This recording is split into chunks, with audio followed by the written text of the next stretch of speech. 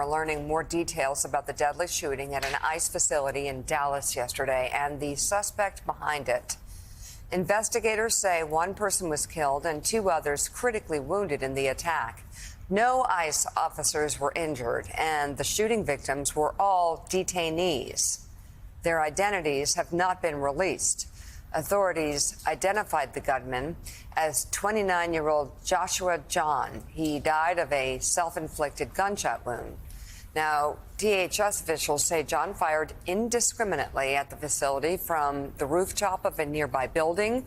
The motive and the target of the shooter was not immediately clear, but the FBI is calling the attack an act of targeted violence. And FBI Director Kash Patel posted an image of bullets the Bureau says were found near the shooter's body, one with the words anti-ICE written on it. NBC News spoke with the gunman's older brother, who said the suspect was not interested in politics on either side and that he did not have strong feelings about ICE. Public records show John was registered as an independent in Oklahoma and voted last November.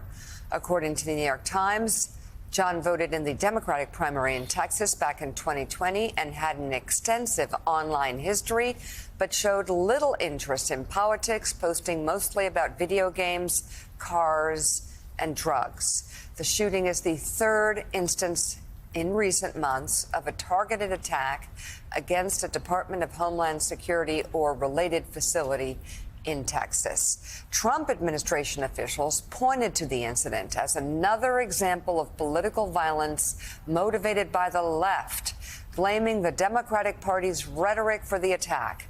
FBI Director Kash Patel posted on social media that initial review of evidence at the scene was ideological in nature, including, as we mentioned, the image of the bullets that have the message anti-ICE in his post. Homeland Security Secretary Kristi Noem also weighed in on X, writing, quote, "These horrendous killings must serve as a wake-up call to the far left that their rhetoric about ICE has consequences." And White House Press Secretary Caroline Leavitt posted this: "Democrats must stop demonizing the heroic men and women of ICE who are just doing their jobs to keep Americans safe." In a Truth Social post, President Trump wrote he's calling on Democrats to stop their rhetoric against ICE and America's law enforcement. Vice President J.D. Vance echoed that sentiment when speaking to a crowd in North Carolina yesterday. But if you look at the political violence in our country over the last couple of months, the last couple of years, it is not a both sides problem. It is primarily on one side of the political aisle. So, if we are going to truly go after the political violence in this country, we need the Democratic leadership of Washington, D.C. to look in the mirror. Yeah, another lie. I really don't understand why at times like these, the vice president feels like he needs to go out and lie about things that are obviously false. I always talk about the need to support law enforcement. We talked yesterday about the attacks against ICE in July, 2 times in July of this year. Talked about how heinous this shooting was yesterday. It's 3 migrants that were shot, by the way. And all of, I mean, while people were still bleeding, yeah, you had politicians pointing fingers at Democrats. You had politicians trying to blame other people before they knew anything.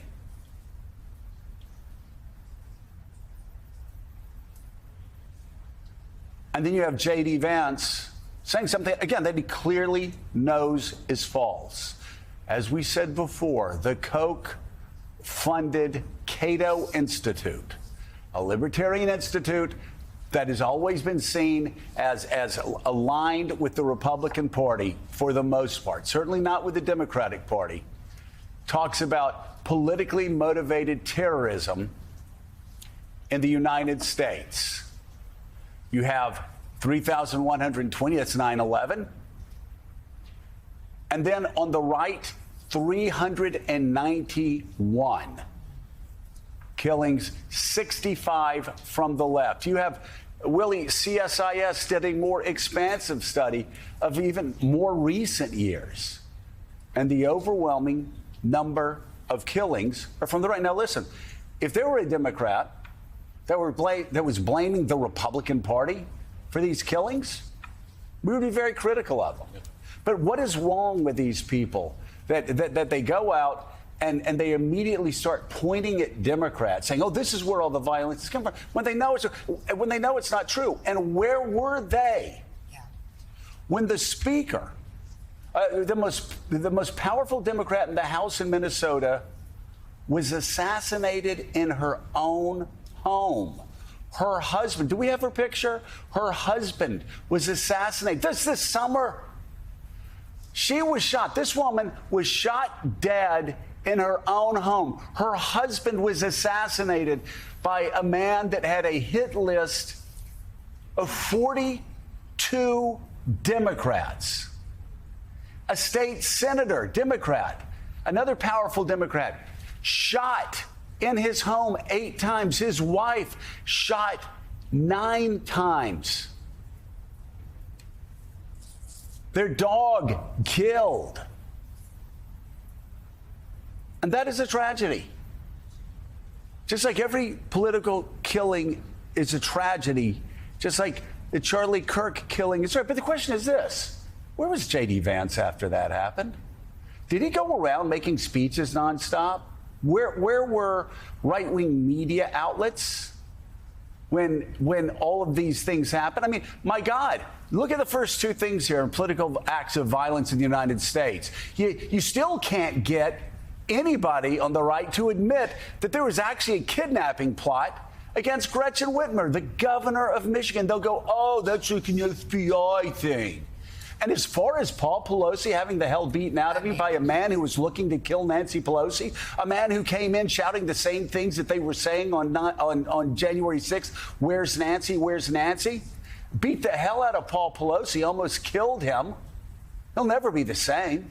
For those of us who know Paul, he'll never be the same. And what did the right do? Did they condemn? No. They made fun of it. Donald Trump continually made fun of political violence because it was Nancy Pelosi's husband. I haven't heard any Democrat that's elected, no Democratic leader making fun of any political violence. I heard the California Republican Party just die laughing, cheering, laughing when Donald Trump was making fun of Paul Pelosi having the hell beat out of him.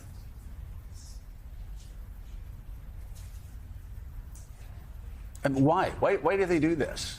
Like, why is it so important for them? Instead of trying to bring the country together, why is it so important for them to try to tear us apart? Why are they doing this? Why is J.D. Vance continuing to lie when Cato, when CSIS, when every other study shows that the predominance of political violence in America has come from the right? And again, you don't hear me saying, "Oh, this is all the Republicans' fault." What you hear me saying is these people are crazy, and we, the 90% of the sane people in America, we need to come together and move the country beyond this and be a better example for all. I don't know. That's leadership. What we saw from J.D. Vance is not leadership. His job in this moment is not to seize a political opportunity and make an active choice to divide. You're not a podcaster. You're not some activist. You're not a social media influencer cherry picking the horrible incidents that have happened, whether it's the assassination of Charlie Kirk, the attempted assassinations twice of Donald Trump. We can talk about Steve Scalise. We can go down the list. But this shouldn't be about keeping score. This should be about condemning political violence in all its forms and not just picking the ones that affect your side. Especially with immigrants. One is dead and two are bleeding in the hospital. Well, that's the other 2 minutes after the shooting Exactly. broke. And that's the other question. If this person was a sniper on top of a building, you can identify ICE officers or distinguish them at least from migrants. So there's still a lot of open questions about what happened here. But again, It's one thing for a podcaster. It's one thing for an activist to try to make hay and get clicks and raise his or her profile in a moment like this. But when you're the president or the vice president of the United States, to immediately leap to politics, to immediately leap to division, it's just grossly irresponsible. Let's bring in right now Politics Bureau Chief and Senior Political Columnist at Politico, Jonathan Martin. Jonathan, there are great Republicans who say, hey, let's come together. It's time to come together. You saw the Charlie Kirk memorial service, so extraordinarily moving in places. Extraordinary movie. Erica Kirk presenting just an extraordinary example for Americans, for Christians, for evangelical Christians. Watch what we do, Erica Kirk basically was saying, when something like this happens. We forgive because Jesus has told us, has commanded us to love our enemies, to pray for those who persecute us. And then at the same speech, you had politicians going up, trying to make political hay of it, trying to point at Democrats, saying, we're going to... Stephen Miller, my God.